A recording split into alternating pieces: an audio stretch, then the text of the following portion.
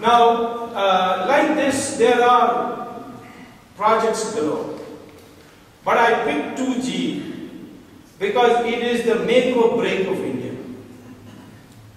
Because it has such ramifications. So when I'm taking the first point on the misuse of public office, I want to give you the example how this was done. Spectrum is a very vital resource for a country because it's a channel through which airwaves travel. And you know that there are 1G, 2G, 3G, 4G, like that, different generations, G standing for generations, of spectrum. And they have different frequencies. For the cordless phone, only the waves are long waves, they have very little frequency, and they carry your voice. Then you want your email to be carried, and you want your SMS to be carried, you want your MMS to be carried, you want your pictures to be carried, then it is 2G. And that has more cycles. If you want your video of you speaking and want to have a video on your phone of the person who takes the phone, then that is 3G. Like that, as you more information you want, you need a higher level of frequency. And for this, the sky has to be partitioned and it becomes a scarce resource. Most people don't know what 1G, 2G, etc. is. In fact, once I met the Prime Minister in the Central Hall of Parliament and I jokingly asked him, do you know what 2G is? So he also knew what I was teasing him about. He said, most people think that I think 2G means Sonia G and Rahul G.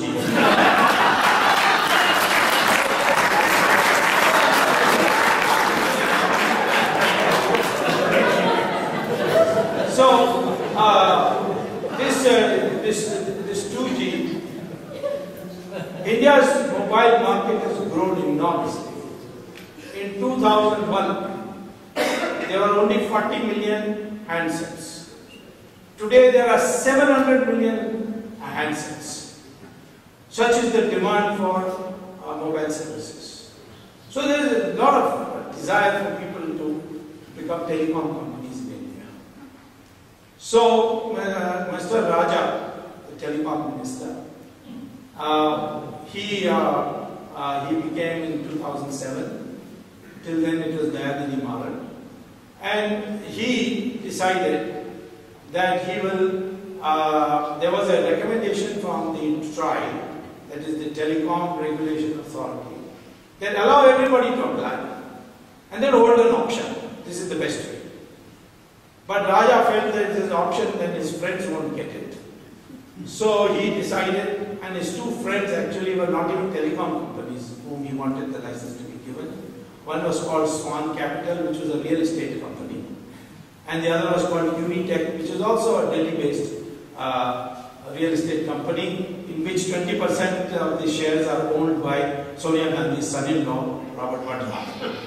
So these two companies have to be given somehow, and if you help an auction, then they would not be able to compete because they had none of the minimum qualifications to get it. There are a lot of telecom companies, they didn't have a single tower. So where is the question? So what he did, one day he said, well, I am declaring a cut-off date of 1st October. This he announced on 25th September of 2007. Why he announced on 25th September? It is because on that day, he made sure that his two friendly companies, Swan and Unitech, had applied. So he had some other mind and something else in his mind when he fixed this 1st October. So there was a big rush to apply, and 571 applications were received. They were, because India was divided into 22 parts, so each had to be a separate application. So a large number of companies applied, and 571 applications came. And after 3 months and 10 days, Mr. Raja decides that on the 10th of January he issues a press release, not in the newspapers, but in the ministry website, that I have now come to the conclusion that in the best interest of the country, the cutoff date should be 25th September. Now 3 months are over after 1st October. So some of the companies which applied, it is one company which is called Aircell, held by a man called Subramanian, who had applied between 25th September and 1st October. He went to court saying, this is unfair. And I applied when I was told that the cut-off date is first. Now I am being denied. The Delhi High Court upheld this view. And the government came in appeal to the Supreme Court. That's when I got involved. Because somebody came and told me that the government is planning to beat this Shivashankaran black and blue with a large number of cases, cancelling all other licenses he has got, and making him surrender, withdraw, so that this Delhi High Court decision can be by default dismissed, and this whole challenge can be over, and then they can quote, the Supreme Court has upheld this decision. So at that time I went to the court and said that I want to be heard also. Court said, why? I said, because Mr. Shivashankaran is a businessman, the government of India is an interested party, and they can collude. And therefore, I want to prevent this collusion. I have information they may collude. So the court, I had fought many cases, so I have a reputation in court. The court allowed me to become a party. And that's exactly what happened. Shivashankaran was beaten so blue, he came to court and said, I don't want anymore to contest this. Now, the Supreme Court would have been compelled to set aside the Delhi High Court judgment, which would have been very damaging for all of us. But they heard me, argued the matter, and they recorded that they are disposing of Shivashankaran's petition. However, on the petition filed by Dr. Swamy, we are upholding the Delhi High Court judgment. That was the first thing that happened, which rendered the cut-off date as illegal. The second thing that that came up was Mr. Raja on the 10th of January. He issued this press release. He said that on this 25th September. Then he also said, and this press release is issued in at 2:45 p.m. 10th January. He said only those will be given licenses who between 3:30 p.m. and 4:30 p.m. today bring demand draft for 1650 crores to the office of the Sanchar Bhavan. Now, I know that in India you can't get 1 crore demand draft within 2 hours or 45 minutes, you see. It will take you at least 2 days of form filling and all. But Mr. Raja's friends already had the demand draft in the market. They were sitting in his office. And when this announcement came, and there was big mara-mari and all that, and people screaming away, this is unfair, and so on. But 9 companies had advance information.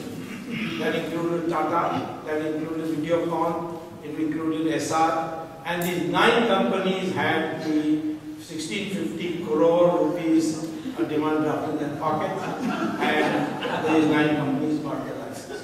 Now, why 1650 crores? Because that was the price fixed in 2001. What was the price in 2008 for spectrum on demand supply basis?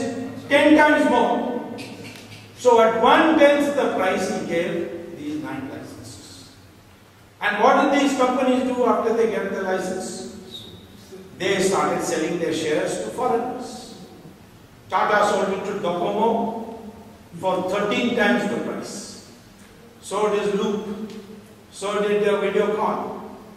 And these 2 companies which didn't have a single tower, which had no experience in running a telecom industry, they sold it to 2 companies.